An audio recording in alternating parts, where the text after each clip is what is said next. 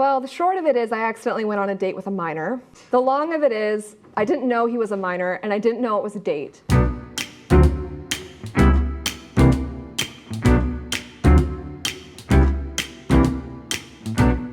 So there was one time when met a girl on Tinder, super mega hot, and basically we're like drinking, like fucking on it, and then because I'm gay and she was bi, which doesn't bother me, bis are cool, it's alright. And then all of a sudden she was like, so you seem alright. And I was like, oh, thanks for the appreciation. And she was like, so I've kind of like vetted you. There's a guy over there in the corner of the bar. That's my boyfriend over there. Can you please join us? And I was like, no. I'm super gay and also have standards. Okay, so this is probably a small bit self-incriminating as well, but when I was in first year uni, it was like when like Tinder and stuff was like kicking off. I had my like daily like rice and soy sauce just because, you know, I was skint and stuff, and a couple of glasses of wine. And then I was meeting this guy like in this bar next door to my apartment. Went over and met him. I was already kind of like a bit bongoed as I was.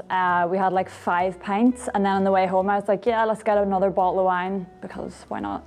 And then we went home, went to bed. I stuck on Sherlock Holmes because I wasn't really feeling it. So I was like, I'm just gonna put on something that's kind of like not that sexy, so it would kind of like dampen the mood a bit.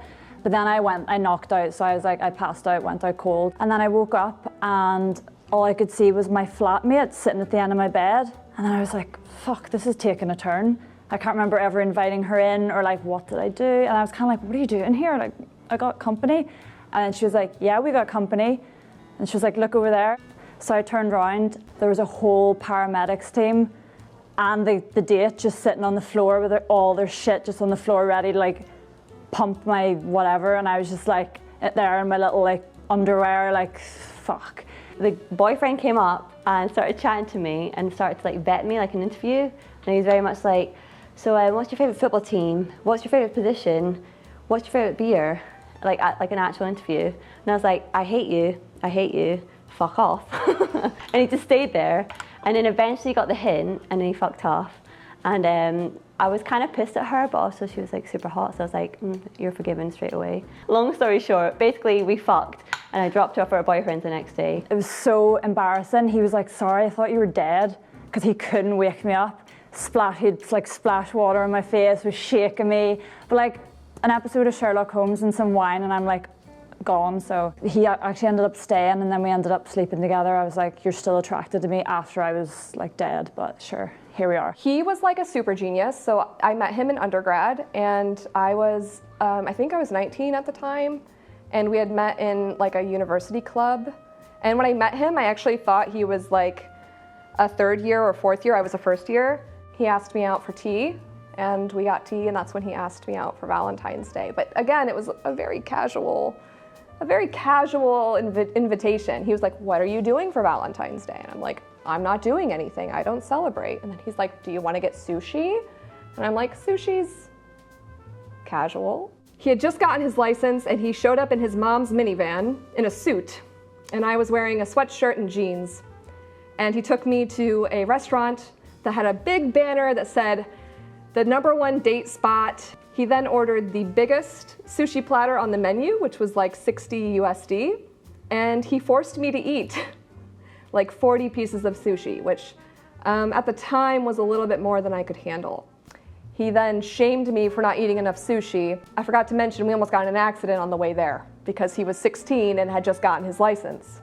This guy that I met on Tinder, we started talking and we had like a week or 2 of talking before we decided to meet. And on chat, he was like the sweetest guy ever. And I thought, wow, like this could actually go somewhere, you know? So I wanted to meet him. So I drove for about an hour to go and meet him, which I was really nervous about. I hate driving, I'm very nervous.